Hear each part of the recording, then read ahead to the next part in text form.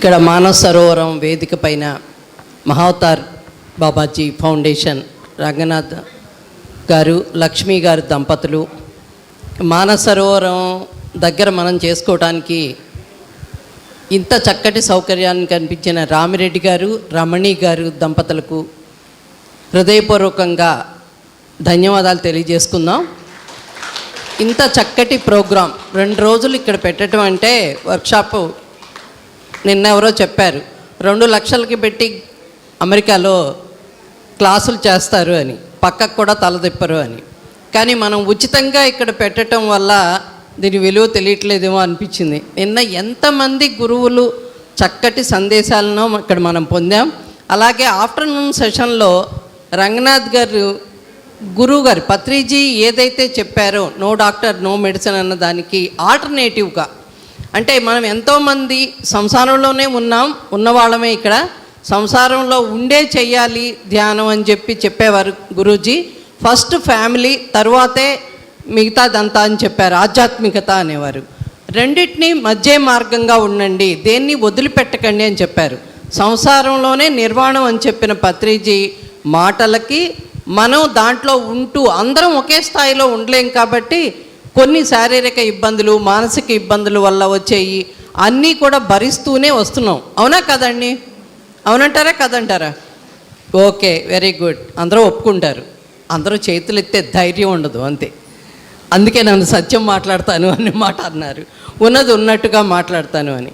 కానీ దాన్ని అనుసరిస్తున్న రంగస్వామి గారు లాంటి వాళ్ళకి ఆల్టర్నేటివ్ మెడిసిన్ ఏంటి అని చెప్పి నిన్న మధ్యాహ్నం నుంచి ఎందరో మహానుభావులు ఇక్కడికి వచ్చి వాళ్ళు ఎంతో గొప్పగా చదువుకున్న వాళ్ళు ఇప్పుడు చెప్పారు, సార్ ఇంత హిమాలయాలకు మనం వెళ్ళి టూర్కి వెళ్ళైనా ఉండగలమా అని ఆలోచిస్తాం. ఇక్కడ 33 వేసుకుని వెళ్తాం, అవునా? ఈ క్లైమేట్ నుంచి అక్కడికి వెళ్తే మనకి ఏమవుతుందో అన్న ఫీల్. అట్లాంటిది అంత సాధన చేసిన వాళ్ళు కూడా ఇక్కడికి వచ్చి గ్లాస్లో జ్యూస్ పోసి ఇచ్చినట్టుగా మనకు చెప్పేసి వెళ్తున్నారు వాళ్ళ రహస్యాలన్నీ కూడా. అలాగే నిన్న ఎంతమంది న్యాచురోపతి అని, మన ఆయుర్వేదిక్ శర్మ గారు, రవి శర్మ గారు, ఇట్లాంటి వాళ్ళందరూ కూడా వాళ్ళ నాలెడ్జ్ అంతా ఎంత గొప్పవాళ్ళో వాళ్ళు. యూట్యూబ్లో మన ప్రసాద్ గారు, వీళ్ళందరూ కూడా ఎంతో గొప్పవాళ్ళు. వాళ్ళందరూ వచ్చి ఇక్కడ ఉచితంగా చెప్పేసి వెళ్తున్నారు. కానీ అంత స్పందన ఇక్కడ కనిపించట్లేదు. అంటే ఎంతో అదృష్టం చేసుకునే వాళ్ళే ఇక్కడికి వస్తారు ప్రత్యక్షంగా చూడటానికి, వినటానికిను. ఇక్కడ ఉండబట్టి మనం క్వశ్చన్స్ వేయగలుగుతున్నాం. అద్భుతం. క్వశ్చన్స్ వేసే వాళ్ళకి కూడా థ్యాంక్స్ అండి. అయితే నేను ఈ మార్గంలోకి రావటానికి ముందు నాకు ఎన్నో అంటే పిఎస్ఎస్ఎంకి రాకముందే నాకు ఎన్నో అనారోగ్యాలు ఉండేవి. ఇవాళ రేపు అనుకుంటూ ఉండేదాన్ని, అనారోగ్యాలు అట్లా ఉండేవి. అటువంటి టైంలో ఎన్నో జ్ఞానాలు తీసుకోగలిగాను. ఎంతోమంది గురువులు, వీళ్ళందరినీ నేనేమనుకుంటానంటే, ఈ భూమి మీద మనం చూస్తుండగా వచ్చి ఈ జ్ఞానాన్ని ఇంత ఉచితంగా కానీ లేకపోతే కొంత ఫీజుకి పెట్టి కానీ అందిస్తున్న గురువులందరూ కూడా ఇదివరకు హిమాలయాల్లో వాళ్ళు వేల సంవత్సరాలు ఉండి తపస్సు చేసి ఎంతో నేర్చుకుని వెళ్ళిన వాళ్ళే. మన భూమి భారతదేశం కర్మభూమి అని అన్నారు. ఎందుకు అంటే అంత చక్కటి గురువులు మళ్ళీ జన్మ తీసుకుని, ఒకళ్ళు రామ్దేవ్ బాబా లాగా, ఒకళ్ళు పత్రిజీ లాగా, ఇంకొకళ్ళు ఇంకో రకంగా ప్రాణాయామాలు, యోగాలు, మెడిటేషన్స్, ప్రకృతి వైద్యం అని, ఇలా ఎన్నో రకాలు, ఆయుర్వేదం అని రకరకాలుగా అందించటానికి సిద్ధంగా ఉన్నారు. ఇది మన అదృష్టమా కదా? విదేశాలన్నీ మన దేశం వైపు చూస్తున్నాయి. ఇంత గొప్ప నాలెడ్జ్ని మనకి ఇవ్వటానికి రెడీ అయినప్పుడు దాంట్లోనే మాయ కూడా ఉంది. కమర్షియల్గా ఉన్న వాళ్ళు ఉన్నారు. పక్కనే మణిపాల్ హాస్పిటల్ ఉంది, ఎంతోమంది, ఎన్నో వేల మంది అక్కడ ఉన్నారు. కానీ కొన్ని వందల మంది ఇక్కడ కూర్చుని ఈ జ్ఞానాన్ని అందుకుంటున్నారంటే పూర్వజన్మ సుకృతం మనది ఉంది ఖచ్చితంగా. ఏ నాలెడ్జ్ మనం తీసుకుంటున్నామన్నా మన పూర్వజన్మే దానికి కారణం. కాబట్టి అలాంటి క్రమంలో నేను ఎందరో గురువుల దగ్గర ఎన్నో నేర్చుకుని దాన్ని ప్రపంచానికి అందించాలి అన్న తపనతో పరిగెత్తున్న టైంలోనే శంకర్రావు గారు మన మంగళగిరిలో, అట్లాగే లక్ష్మణరావు గారు, ఇలాంటి వాళ్ళు వచ్చి మా ఇంటికి వచ్చి ఒక ప్రోగ్రాం చేస్తున్నాం రండి అంటే, ఫస్ట్ టైం పిప్పళ్ళ ప్రసాద్ గారి ప్రోగ్రాంకి వెళ్ళి నేను ధ్యానం చేశాను. కానీ కళ్ళు మూసుకుని వీళ్ళెవరో నన్ను దీంట్లోకి తీసుకెళ్తారేమో అనుకున్న టైంలో నేను అక్కడి నుంచి మా ఇంటి బాధ్యతలు ఉన్నాయి, 104 ఏళ్ల అత్తగారు ఉన్నారు, చంటి పిల్ల 6 నెలల పాప ఉంది, మనవరాలు. నాకు ఈ బాధ్యతలను దాటుకుని రాలేను సార్ ఇప్పుడని వాళ్ళని క్షమించమని అడిగాను. కానీ 10 నెలలలోపు ఈ బాధ్యతలన్నీ పక్కకి వెళ్ళిపోయినాయి. అనుకోకుండానే అందరూ వెళ్ళిపోయారు. నాకు లైన్ క్లియర్ అయిందనమాట. అప్పుడు నేను మళ్ళీ పత్రిజీ ప్రోగ్రాంలో శంకర్రావు గారు పిలిస్తే వెళ్ళి కూర్చుని మళ్ళీ సెకండ్ టైం ధ్యానం చేసి ఆయన పక్కన కూర్చునే అదృష్టాన్ని కలిగించిన శంకర్రావు గారికి, ధ్యానాన్ని నాకు పరిచయం చేసినందుకు కృతజ్ఞతలు తెలుపుకుంటూ, ఈ జ్ఞానంతో పాటు పరిగెత్తాలి అనే తపన నాలో ఉండబట్టి, అందరికీ చెప్పాలి అనే తపన ఉండబట్టి ఇప్పుడు ఇక్కడికి వచ్చి అందరితో చెప్పిస్తున్న రంగస్వామి గారికి ఉన్నట్టుగానే మాలో ఒక ఫైర్ ఉండబట్టి చెప్పుకుంటూ క్లాసులు చెప్పుకుంటూ వెళ్తూ ఉన్నాము. అయితే దీంతో పాటు మేము మహిళా మండలి ద్వారా ఏర్పరిచిన కౌన్సిలింగ్స్ ఇవన్నీ కూడా కరెక్టా కాదా, అసంతృప్తి ఉంది అక్కడ అనుకున్న దాన్ని ఈ ధ్యానం ద్వారా పిరమిడ్లో కూర్చోబెట్టి చేయటం ద్వారా చాలా అద్భుతంగా వాళ్ళల్లో కూడా మార్పులు రావటం అనేది చూసినాక ఎంత ఆత్మసంతృప్తి ఉంటుందండి. ఎంత ఆస్తున్నా ఆనందం ఉండదు, మళ్ళీ మామూలే, అవునా కదా? అటువంటి టైంలో మనం సత్యంతో ఉన్నాము అనిపించినప్పుడు వాళ్ళకి చెప్పటం ద్వారా, వాళ్ళలో వచ్చిన మార్పుల ద్వారా చూసిన ఆనందాన్ని ముందుకు వెళ్ళగలిగాం. అలా నాకు తెలిసినంత వరకు ఇప్పటి వరకు చెప్పిన ఏంజల్ సురేష్ గారు చెప్పిన దాంట్లోనే మీకు మొత్తం సత్యం వచ్చేసింది. ఎవరైతే ఈ పరమ గురువులైతే ఉన్నారో, మనం వాళ్ళ మార్గంలో వెళ్తున్నామో వాళ్ళకి ఖచ్చితంగా వాళ్ళకి చదువుతో సంబంధం లేకుండా, ప్రపంచంతో సంబంధం లేకుండా వాళ్ళకి ఆ అవకాశాలు రావటం కానీ, చెప్పే అవకాశాలు, ఆ జ్ఞానం వాళ్ళకి నేను అన్నట్టు జ్యూస్ చేసి పోస్తున్నట్టుగానే వస్తాయి, ఇవ్వబడుతుంది కూడా వాళ్ళతో. వాళ్ళు దాన్ని ఎరుకతో ఉండి దాన్ని సద్వినియోగం చేసుకున్నట్లయితే అద్భుతంగానే ఈ ప్రపంచాన్ని మార్చగలం. ఇప్పుడు మనం అనుకున్నట్టు, ఇదివరకు నేను అనుకునేదాన్ని, టీవీలు వచ్చి జనాల్ని పాడు చేసినాయి, ముఖ్యంగా మహిళలను పాడు చేసినాయి, సంసారాలు పాడైపోతున్నాయి, నిర్లక్ష్యం చేస్తున్నారు అనుకునేదాన్ని. ఇప్పుడు సెల్ ఫోన్స్ వచ్చి అంతకంటే ఎక్కువ జబ్బు అయిందండి, అవునా కదా? అవునంటారా కదంటారా?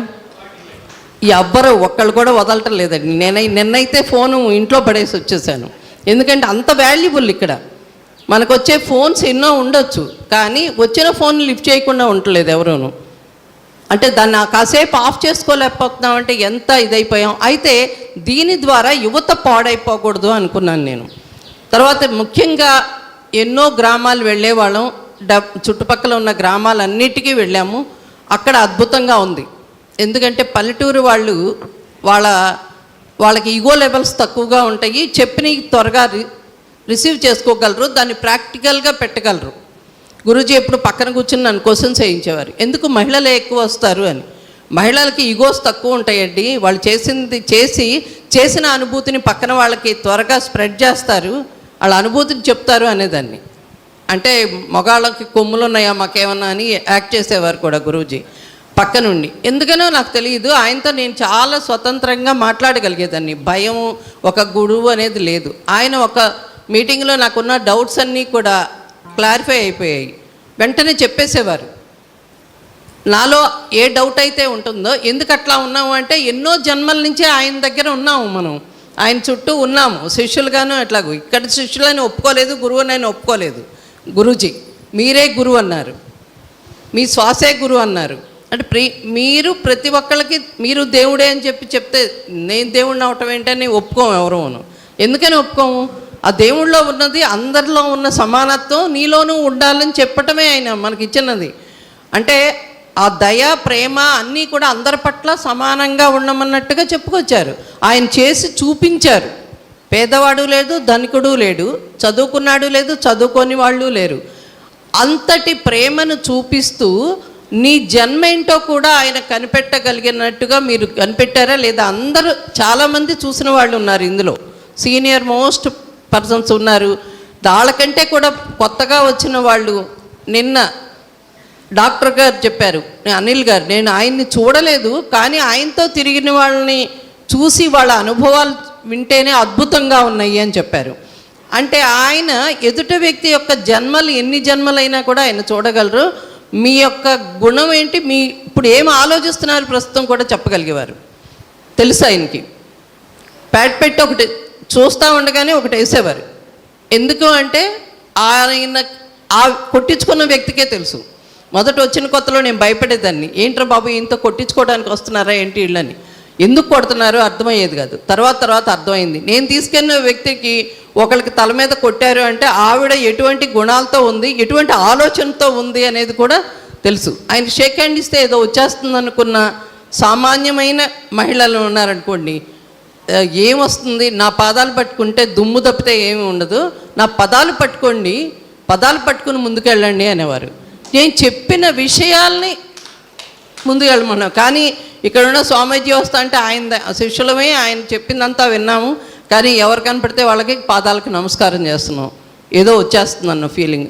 ఈ స్వార్థాలు మానుకొని ఎరుకతో ఉండి మనలో అంతా ఉంది, అద్భుతమైన శక్తి ఉంది అని తెలియజేసిన ఏకైక వ్యక్తి మన కళ్ళ ముందు నడిచి మనతో పాటు ఉండి తను చేసి చూపించిన మహానుభావుడు, మహా వ్యవస్థ ఏర్పరిచి ఇక్కడ అద్భుతమైన జీవితాన్ని జీవించాము మనం. ఆయనతో పాటు ఉండటం, సమకాలీకులుగా ఉండటం. ఎన్నోసార్లు అనుకునేదాన్ని, సాయిబాబా చరిత్ర చదివినప్పుడు కానీ ఆయన గుడిలో చుట్టూ ఉన్న ఫొటోస్లో, ఈ ఫోటోల్లో ఒక్క ఫోటోలో అన్నా నేను ఉండలేకపోయానే అంటే ఆ జన్మలో ఉన్నామేమో మనకు తెలియదు. కానీ ఇక్కడికి వచ్చి పత్రిజీ దగ్గర పడ్డాం, పత్రిజీని పరిచయం చేసుకున్నాం. పత్రిజీ నడత ఎట్లా ఉంది, మాట ఎట్లా ఉంది, ఎలా వంట చేస్తారు, ఎవరికి పెట్టి వచ్చిన వాళ్ళకి లేదనకుండా ఎలా పెట్టి ఆయన చేస్తారు, ఆయన కను సైగతోనే మాకు అర్థమయ్యాయి. నేను మౌనంగా ఉన్న ఆ భాషని తేలిగ్గా అర్థం చేసుకోగలిగేవాళ్ళం, సైగల్ని. అంత అద్భుతంగా క్వశ్చన్స్ వేయించి ఆన్సర్స్ కూడా చెప్పేవారు ఆయన మౌనంలో ఉండి కూడా. ఇంతటి ప్రయాణం చేయగలిగాము, పిలవకుండానే ఇంటికి వచ్చారు అని అంటే నేను వచ్చిన కొత్తలో చూశాను. ఎవరో ఒక ఆవిడ అడిగిందంట, మా ఇంటికి భోజనానికి వస్తారా అని. బోడిముండ, నువ్వు ఇంకా 12 జన్మలు ఎత్తాలే అన్నారంట నాకు భోజనం పెట్టాలంటే. ఈ మాట విన్నాక నాకు వచ్చింది హార్ట్ బీటు 108 కొట్టుకుంది. ఓరి బాబాయ్ ఇన్ని ఎప్పుడు పిలవకూడదు అని. నేను ఎప్పుడు పిలవకూడదు అనుకున్నాను కాబట్టి ఆయనే అడిగడిగి వచ్చేవారు మా ఇంటికి. నేను వస్తాను మేడం, ఒక్క పెసరట్టు వేసి పెడతారు, ఒక్క బ్రూ కాఫీ ఫిల్టర్ కాఫీ ఇస్తారు, ఇట్లా అడిగేవారు చిన్న పిల్లల్లాగా. చాలా అద్భుతాలండి ఆయన చేసిన మెరాకిల్స్ అంటూ చెప్పకూడదు. నిజంగా అయితే ఇప్పుడు చెప్పొచ్చు, భౌతికంగా ఆయన లేరు కాబట్టి. ఎందుకంటే అప్పుడు చెప్తే ఆయన మీద ఎక్కడ పడిపోతారో అని భయం వేసేది మాకు. ఆయన అసలు ఎన్ని మెరాకిల్స్ చేసేవారంటే అద్భుతం. మా వారు అనారోగ్యంతో ఉన్నారు, ఆయన మెడిటేషన్లో శంకర్రావు గారు తీసుకెళ్ళి అబ్బూరి దగ్గర చెప్పించారు, ధ్యానం చేయించారు. వితిన్ 1 వీక్ లోపు ఆ బ్రెయిన్కి వచ్చిన ప్రాబ్లం పోయింది. హ్యాపీగా ఆయన ఎంజాయ్ చేస్తూ ఉన్నారు. అట్లాగే వెంటనే పిరమిడ్ కట్టారు. పిరమిడ్ కట్టినాక దానికి పేరు పెట్టలేదు. పేరు పెట్టకపోయినా మన మౌనంలో ఉన్నప్పుడు గురువుగారు మౌనంలో ఉన్నారు. నేను పేరు అడుగుదామని చెప్పి ఏ మతానికి సంబంధించిన గురువుల పేరులో, లేకపోతే లక్ష్మీ, అప్పటికే మంగళగిరిలో లక్ష్మీ నరసింహ పిరమిడ్, ఇట్లాంటివన్నీ దేవుళ్ళ పేర్లతో ఉన్నాయి కొన్ని. ఆ ఉన్న పేరు రాకూడదు, శివ పిరమిడ్ ఇట్లాంటివి ఉన్నాయి. రాకూడదు అనుకుంటున్న టైంలో ఆయన పేపర్ మీద రాసి డ్రైవర్కి ఇచ్చి చదవమని చెప్పారు, సర్వమంగళ పిరమిడ్ ధ్యాన మందిరం అని. అంటే మనసులో ఉన్నది ఎక్కడో ఉన్న కర్నూలులో ఉన్న ఆయనకి ఎట్లా తెలిసింది? ఇదే పిరమిడ్ ఓపెనింగ్ రోజు అద్భుతాలండి. ఇదే పిరమిడ్ ఓపెనింగ్ రోజే అక్కడ మంగళగిరిలో జరిగింది. TV9లో స్క్రోలింగ్స్ వేస్తూనే ఉన్నారు. ఎంత ధైర్యం చూడండి. మేము సత్యం పట్ల ఉన్నాము. పత్రిజీది ఎపిసోడ్స్ వేయటం మొదలుపెట్టి 10 రోజులు అయ్యింది. అయినా పిరమిడ్ని ఓపెన్ చేసేటంత ధైర్యం మాకుంది. అక్కడ మార్నింగ్ జరిగింది, ఇక్కడ వచ్చి రామరెడ్డి గారు ఈవినింగ్ అప్పటికప్పుడు పిరమిడ్ ఓపెనింగ్ చేయటం జరిగింది. జనవరి 12వ తేదీ, జనవరి 12లో జరిగింది. ఆయన అనేవారు, నాకు తెలుసు నేను వస్తాం, నాకు ధ్యానం నేర్పింది శంకర్రావు గారు కదా, అందరము పిలిస్తే ఎట్లాగూ ఆయన్ని రమ్మని పత్రిజీని, ఆయన ఎంత బిజీగా ఉంటారు, ఇన్ని దేశాలు తిరుగుతూ ఉంటారు, మనం పిలవకూడదు అనుకున్నాను. నాకు ఆయన ఏం జరిగిందంటే, నేను వస్తాం మేడం అన్నారు ధ్యాన మహాచక్రంలో. అనేసరికి శంకర్రావు గారితో రిబ్బన్ కట్ చేస్తున్నాను అన్నందుకు. అంటే ఎంత చిన్న పిల్లాడిలాగా అంటారు. ఈ మాట అన్నందుకు ఆయనతో ఓకే చెప్పించుకునే మనం కట్ చేయిద్దామని చెప్పి మా వారు కర్నూలు తీసుకెళ్ళడం జరిగింది. మౌనంలో ఉండి కూడా నేను ధ్యాన మహాచక్రంలో కొన్నిసార్లు చాలా బాగా చేశారు మీరని ఆయన సలహా సైగలతోనే చెప్తే ధ్యాన మహాచక్రానికి ఆర్గనైజ్ చేయటం అక్కడ వాలంటీర్గా ఫుడ్ని రోజుకు దాదాపు అప్పుడు ప్రపంచవ్యాప్తంగా చేశారు. 14 రోజులు జరిగినాయి. అది 14 రోజులు కూడా నేను అక్కడే ఉండాలి అని ఎళ్ళగానే చెప్పారు. అక్కడ ఏ పరిస్థితులు ఉన్నా నేను 4 రోజులు ఉండడానికే వెళ్ళాను. నేను మా వారి వైపు చూడగానే సరే అన్నారు. వెంటనే బయలుదేరి వచ్చి మళ్ళీ డ్రైవర్కి బట్టలు ఇచ్చి పంపించారు అనమాట. 14 రోజులు నేను అక్కడే. మీరు ఉండకపోతే మీ ఇల్లు ఎక్కడో నాకు తెలుసు, వచ్చి బాంబు వేస్తా ఇంటి మీద అన్నారు. మీరు అయ్యలేరుగా అన్నా. నేను ఇలాగ మాట్లాడేదాన్ని అన్నాను కదా. అంటే అన్నారు. పైన పిరమిడ్ నిర్మాణం జరిగింది అంటే ఓహో అంటారు. అంటే ఆయనకు అన్నీ తెలుసు, మనతోనే క్వశ్చన్ వేయిస్తారు, మనతోనే చేయిస్తారు. కానీ నేను ఆయన బాటలో మాత్రం ఆయన చెప్పిన దాంట్లో మాత్రం 100% నడుస్తున్నానని అనుకుంటానండి. కొన్ని విషయాల్లో నేను దేనిలో కూడా వెనక ముందు ఆడను. అయితే ఈ చేసే దాంట్లో అద్భుతంగా ముందు గ్రామాలు తిరుగుతూ తర్వాత సామూహికంగాను చెప్పుకుంటూ వచ్చిన క్రమంలో పెద్దవాళ్ళకంటే పిల్లలకి చెప్తే బెటర్ ఏమో కాలేజీ స్టూడెంట్స్కిను వీటికి అనుకున్న నేను ఆల్రెడీ ప్లాట్ఫామ్ ఉంది కాబట్టి అన్ని స్కూల్స్కి వెళ్ళటం చెప్పటం జరుగుతూ ఉంది. అట్లాగే ఏజ్ పెరిగిన కొందికి మనలో అహం పెరుగుతూ ఉంటుంది. మనకు ఒక పదవి ఉందనో లేకపోతే మనం చాలా గ్రేట్ అనో మనకు ఒక అభిప్రాయాలు స్థిరంగా ఏర్పరచుకుని దాన్ని మార్చుకోలేము. ఆ మార్చుకోకపోవటం వల్ల ఏమవుతుందంటే లెవెల్స్ తగ్గటానికి కొందరికి చాలా లేట్ అవుతుంది. తగ్గి సత్యాన్ని తెలుసుకోవటానికి దీన్ని ఆచరించడానికి. అది తెలుసుకున్నాక ఏం చేశానంటే కాలేజీ నుంచి హై స్కూల్స్కి వచ్చాను. అంటే ఇది చేస్తున్నా, కాలేజీల్లోనూ చేస్తున్నాను, హై స్కూల్స్కి వచ్చా. హై స్కూల్ నుంచి ఇంకా దాదాపు 108 మంది ఆడపిల్లలు ఉన్న స్కూల్కి వెళ్తే 10th క్లాస్ వాళ్ళకి 15 రోజులు పడితే నా లైన్లోకి తెచ్చుకోవడానికి 7th వాళ్ళకి 7 డేసే పడుతుంది. అంటే ఏంటంటే నాకు అర్థమైంది వీళ్ళల్లో చిన్నప్పుడు ఉన్న అమాయకత్వం మిగతా అహంకారాలు తక్కువగా ఉంటాయి కాబట్టి అమాయకత్వంగా ఉంటారు కాబట్టి మనం ఈజీగా చెప్పగలుగుతున్నాం అనేది అర్థమైంది. అంటే ఈజీ కష్టము అని కాదండి, ధ్యానాన్ని నేర్పిస్తూ పబ్లిక్గా ఎలా ఉండాలి, మీ కామన్ సెన్స్ గురించి పత్రిజీ గట్టిగా చెప్పేవారు, ఎప్పుడూ చెప్పేవారు, తిట్టేవారు కూడా, ఒక్కోసారి కొట్టేవారు కూడా. ఏంటి అంటే ఇప్పుడు ఇట్లా మీటింగ్లో ఉంటుంది, మధ్యలో సెల్ఫ్స్ మోగుతాయి, తర్వాత కుర్చీలను ఈడుస్తా లాగుతారు, అందరూ మెడిటేషన్ చేస్తుంటారు. ఇందాక కూడా పిరమిడ్లో మాట్లాడుతూ ఉన్నారు, కబుర్లు చెప్పుకుంటున్నారు, మెడిటేషన్ చేసేవాళ్ళు చేస్తా అంటే నేను సైగ చేస్తా, బయట బోళ్ళంత గార్డెన్ ఉంది వెళ్ళండి అమ్మా, ఇక్కడ మాట్లాడకండి అని చెప్పి. అట్లాంటివన్నీ చెప్పించుకోకూడదు. మనం ధ్యానంలోకి వచ్చినాక ఎరుకతో ఉండాలి, ఒక అవేర్నెస్తో ఉండాలి. అట్లాగే నేను చేసుకుంటూ వెళ్తున్న క్రమంలోనే గర్భిణీ స్త్రీలకి చెప్పటం కానీ ఒక్కళ్ళు ఉన్నా కూడా వెళ్ళొస్తాను అనమాట. వాళ్ళకున్న నేను ఇచ్చే గిఫ్ట్ ఏంటంటే పళ్ళో తాంబూలాలో కాదు, నేను వెళ్ళి సలహా చెప్పటం, ఎటువంటి థింకింగ్ ఉండాలి, ఎలాంటి వ్యక్తిని మీరు ఈ భూమి మీదకి తీసుకొస్తున్నారు, వాళ్ళు ఎంత గొప్పవాళ్ళు అవ్వబోతున్నారు, వాళ్ళకి ఇవ్వాల్సిన ఆహారం ఎలా ఉండాలి, మిగతా వ్యవహారాలు ఎలా ఉండాలి అని చెప్పొస్తానమాట. అలాగే ఇప్పుడు పెళ్లి చేసుకోబోయే వాళ్ళకి కూడా ముందే నాకు పరిచయం చేసుకుని ఎంగేజ్మెంట్ అప్పుడే వాళ్ళతో పెళ్లిలోపే ఒక కౌన్సిలింగ్ చేసి వస్తున్నా, ఎలా ఉండాలి మీరు అనేది. అంటే వీళ్ళు సరిగ్గా ఉండి సరైన ఆహారం తీసుకుంటేనే సరైన వ్యక్తుల్ని భూమి మీదకి తీసుకురాగలరు. ఇలాంటి ప్లానింగ్ అంతా ఎక్కడి నుంచి వచ్చిందంటే మన ధ్యానం ద్వారా వచ్చే ఎనర్జీలోంచి ఒక ఆలోచన, అనుభవం జరుగుతూ ఉండగా వచ్చేది ఏంటి అంటే అనుభవం. ఆ అనుభవంలోంచి నాలెడ్జ్ వస్తుంది. పత్రిజీ అమరావతి ధ్యాన మహాచక్రంలో ముగ్గులు చేయించి అంతా చేసినాక ఎలా తయారయ్యారో చూడండి. ఒక్కొక్కళ్ళు బాగా అనుభవం వచ్చిందా అని అడిగారు ఒకసారి. ఇదేంటి ఇంత ఇదిగా అడుగుతున్నారు నేను అనుకునేదాన్ని. అడుగుతున్నారంటే అనుభవం ఏంటి అనుకున్నాను. అప్పుడు అర్థమైంది, మనం ఒక వర్క్ చేస్తున్నప్పుడు దాంట్లోంచి వచ్చే జ్ఞానం అది నీకు నచ్చిందవని నచ్చందవని ఏదైనా అవని ఖచ్చితంగా నువ్వు 100% హార్ట్ఫుల్గా చేసినట్లయితే మంచి ఆనందాన్ని పొందగలవు. నీకు అది చెడు వచ్చినా సరే నువ్వు తీసుకో, దీని నుంచి ఇంకొకటి అప్పుడు మనం జ్ఞానం నేర్చుకోగలం అనమాట.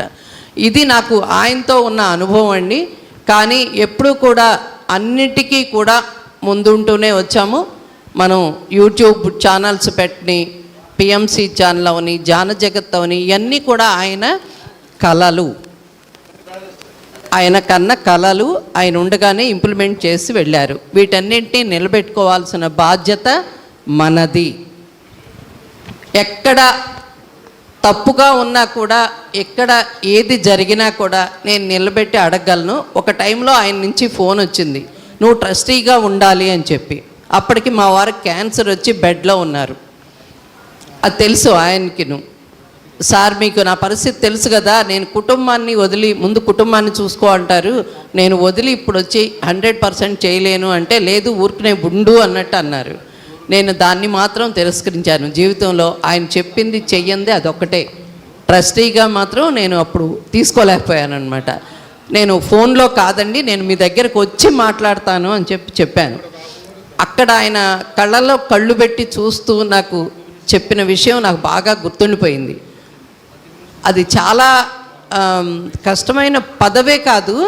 నేను ఇక్కడి నుంచి అక్కడ దాకా వెళ్ళి నేను ఒక పని పట్టుకున్నాను అంటే అది అయ్యే వరకు నిద్రపోయే తత్వం కాదు నాది. దానికి తోడు ఈ ధ్యానానికి వచ్చిన తర్వాత ఇంకా సత్యం అంటే ఏంటి, ధర్మం పట్ల మనం ఎలా ఉండాలి అనేది ఎరుకతో ఉండటం జన్మతహా వచ్చినా, ఇక్కడ మనం 100% చేస్తూ ఉన్నప్పుడు అది చెయ్యలేను, చేయకుండా పదవులు తీసుకోవడం కరెక్ట్ కాదు అని నా తత్వానికి అనిపించి నేను అది అవాయిడ్ చేయటం జరిగింది. అలాగే చేయకపోయినా కూడా ఈ సొసైటీకి ఏదైనా నష్టం జరుగుతుంది అట్లాంటివి ఉంటే కనుక నా దృష్టికి వస్తే మాత్రం నేను సహించలేను, ఆదిశక్తినే అవుతాను. అటువంటి తత్వం నాది. కానీ ఇది కరెక్టా కాదా అని కూడా మళ్ళీ ఆయన్నే క్వశ్చన్ చేస్తుంటాం.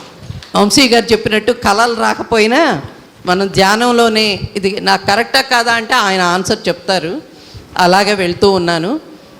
ఈ ధ్యానానికి రాగలిగినందుకు ఈ ధ్యానం, ఈ పిరమిడ్ కట్టేటప్పుడు మనకి ఇక్కడికి తీసుకొచ్చేవారు. పొద్దున్నే సంకల్ప ధ్యానం ఉందండి రండి అని. ఇదేంటి ఇది కొత్తగా ఉందే అనుకునేదాన్ని. పునాదులు కట్టారు. అప్పుడు మార్నింగ్ 6 o'clockకే వచ్చి ఆ చల్లటి గాలి అటు నుంచి వస్తా అంటే ఎంతో అద్భుతంగా అనిపించేది. దీని దగ్గర కూర్చుని ఉండేవాళ్ళం అనమాట. కూర్చుని ఆ పునాదుల మీద కూర్చుని ధ్యానం చేసేవాళ్ళం, ఇది కంప్లీట్ అవ్వాలి అని చెప్పి. ఎన్ని అనుభవాల్లోంచి నేర్చుకున్న పాఠాలే. తర్వాత ఎన్నో ఇబ్బందులు వచ్చినాయి రామిరెడ్డి గారికి. ఎన్నో ఇబ్బందులు వచ్చినా వాటిని ఎలా అధిగమించాలి అనేది కూడా ఆయన నేర్చుకుంటూ తెలుసుకుంటూ వెళ్తున్న క్రమంలో ఒకసారి ఫస్ట్ పిరమిడ్ కట్టేస్తే ఇవన్నీ ఇబ్బందులు ఉండవు అనేది ఒకసారి ఎవరికో ఇందులో సంకల్పం వచ్చింది. అంటే ఆ మెసేజ్ వస్తుంది గురువు నుంచి. గురువుల నుంచి వచ్చిన సందేశాన్ని గట్టిగా పట్టుకుని దాన్ని ఆచరిస్తూ ముందుకెళ్ళామనుకోండి, ఇంత అద్భుతమైన మానస సరోవరం ఏర్పడటానికి ఫస్ట్ ఆ పిరమిడ్ కట్టడం అనేది మూల కారణం అన్నమాట. అప్పుడు మేము ఇల్లు పడేసి కట్టేటప్పుడు కూడా పిరమిడ్ పడేయాల్సి వస్తుంది. పాత ఇల్లు 40 years బ్యాక్ అనుకున్నప్పుడు నేను వెంటనే పత్రిజీని అడిగాను, సార్ పిరమిడ్ ఎట్లా పగలగొడతాము అని.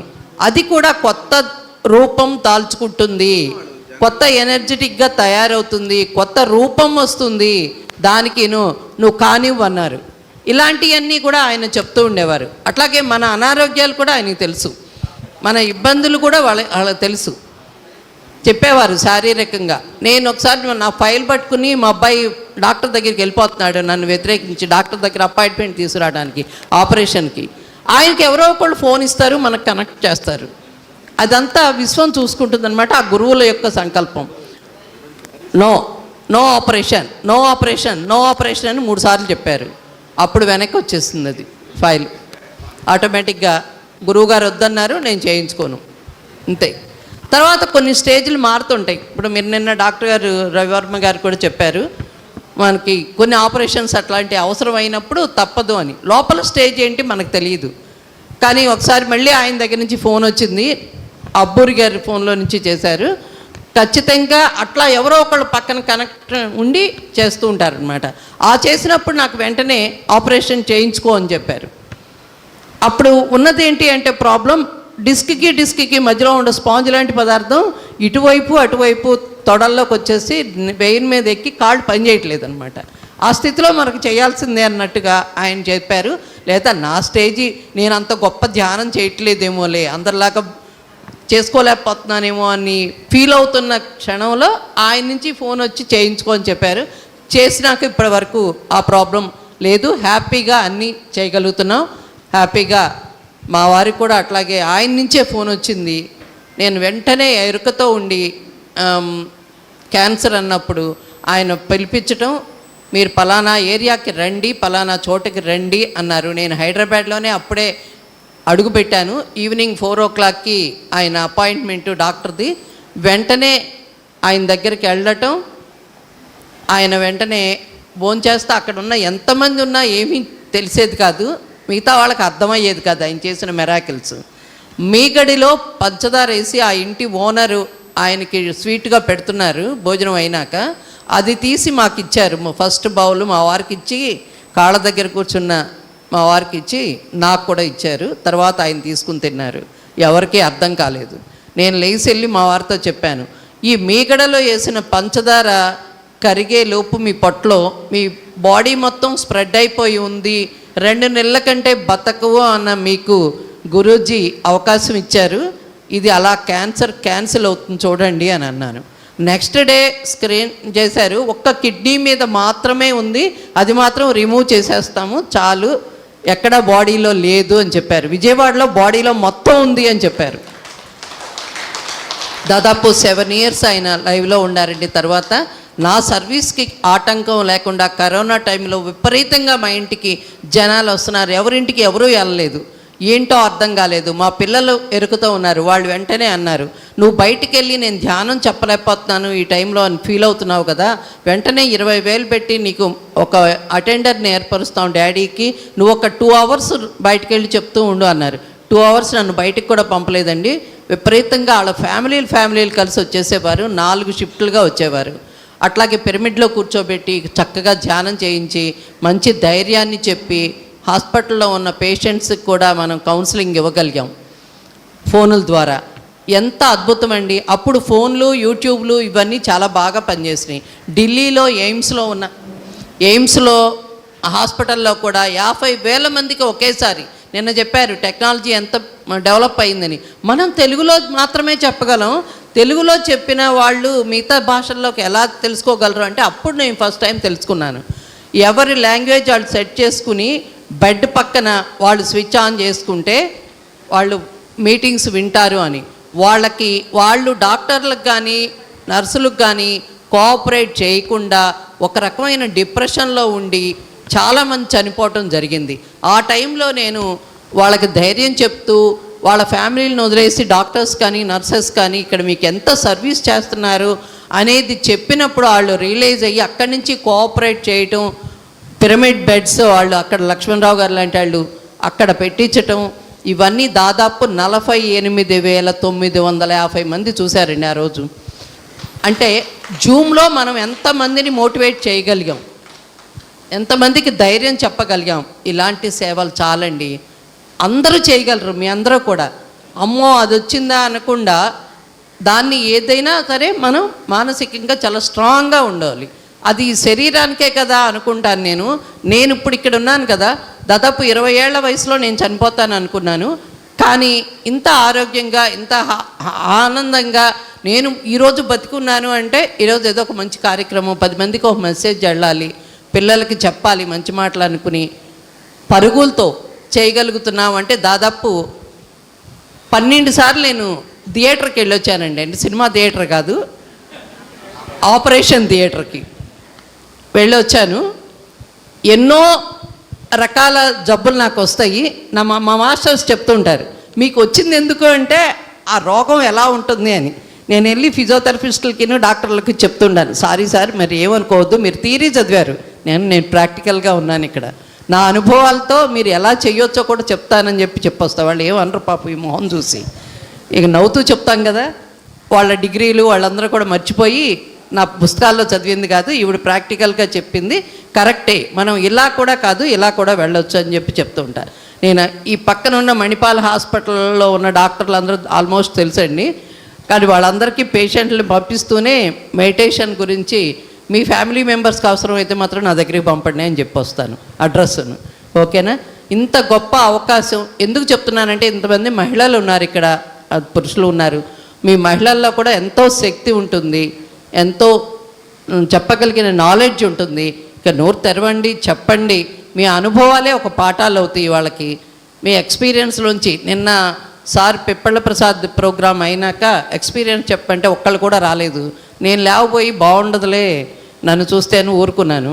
అట్లాంటిది మంచి ఎక్స్పీరియన్స్. అట్లాగే సార్ వాళ్ళు ఇంతమంది మెడిసిన్ లేకుండా ఉండే ట్రీట్మెంట్స్ అంటే ఇవన్నీ నేను చాలా వరకు చేయించుకున్నాను సార్. అందుకని నాకు వాటి మీద నమ్మకం ఎక్కువ. నాకు కూడా నేర్చుకోవాలని ఉంది. నేను ఖచ్చితంగా మహావతార్ ఫౌండేషన్కి బెంగళూరు వచ్చైనా సరే ట్రైనింగ్ అవుతాను. ఎంతమందికైనా మనం హెల్ప్ చేయగలుగుతాం అంతమంది. Thank you. ఇంత గొప్ప అవకాశం నాకు ఇచ్చినందుకు మెయిన్ శివాకు కూడా ధన్యవాదాలు తెలియజేసుకుంటూ ఉన్నాను. Thank you madam, thank you so much.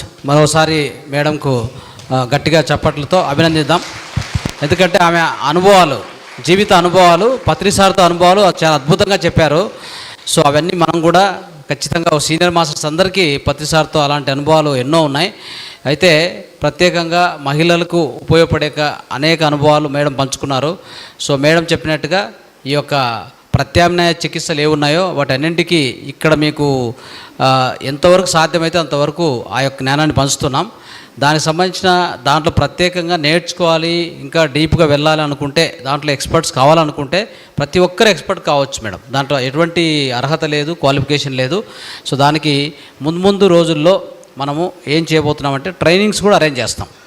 ఇప్పుడు ఆకుప్రెజర్ నేర్చుకోవాలి, ముద్రా థెరపీ నేర్చుకోవాలి, మర్మ చికిత్స నేర్చుకోవాలి.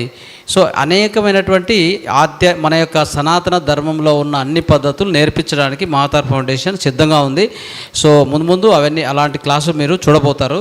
సో మన యొక్క మానస సరోవరంలో కానీ ఇట్లాంటి అన్ని సంస్థల్లో కూడా ఎక్కడెక్కడ వీలవుతే ఆ ప్రదేశాలకు సంబంధించి ఆ యొక్క ప్లేస్లో ట్రైనింగ్స్ ఎక్స్పర్ట్స్ ద్వారా కండక్ట్ చేయబడుతుంది. మీరందరూ కూడా యూ విల్ బికమ్ ఎక్స్పర్ట్స్.